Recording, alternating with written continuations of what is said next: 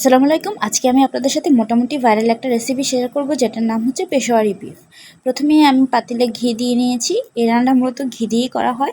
আর তেল চর্বি মিশিয়ে আমি মাংস নিয়ে নিয়েছি। এখানে মাংসের টুকরোগুলো একটু বড় বড়ই রেখেছি আমি। রেসিপিটা আমি মূলত ইউটিউব থেকে দেখেছি। এরপর আমি এখানে লবণ অ্যাড করে দিব আর এগুলোকে একটু ভালোভাবে ভেজে নেব। ভেজে নেওয়ার সময় মাংস থেকে এরকম কিছুটা পানি বের হয়ে আসবে। এরপর আমি এখানে 2টা পেঁয়াজ দিয়ে দিয়েছি, 2টা রসুন, সাথে দিয়েছি আলু আর টমেটো। এরপর দিয়ে দিয়েছি 4-5টা কাঁচামরিচ, দিয়ে দিয়েছি কয়েকটা আদা কুচি, আর দিয়েছিলাম কালো গোলমরিচ, যেটার ক্লিপটা আমি হয়তোবা নিতে ভুলে গিয়েছি। যাই হোক, এরপর এখানে আমরা গরম পানি দিয়ে দিব। এখানে অন্য আর কোনো মশলা কিন্তু ব্যবহার করা হবে না। এখন এটাকে ঢেকে লো হিটে রান্না করতে হবে যতক্ষণ না সবকিছু ভালো মতো সিদ্ধ হয়ে যায়। মাঝে মাঝে একটু নেড়ে দিতে হবে। এরপর যখন ঝোলটা টেনে আসবে আর সবকিছু সিদ্ধ হয়ে যাবে, তখনই কিন্তু রান্নাটা আমার কমপ্লিট হয়ে যাবে। ট্রেন্ড ফলো করে এটা রান্না করলেও আমার কাছে কিন্তু একদমই ভালো লাগেনি। আরে ভাই, আমরা হচ্ছি বাঙালি, তেল মশলা ছাড়া রান্না কি আমাদের মুখে রসবে নাকি বলেন তো? আপনারা কি ট্রাই করেছেন আর আপনাদের কাছে কেমন লেগেছে অবশ্যই কমেন্ট করে জানিয়ে যাবেন। আল্লাহ হাফেজ।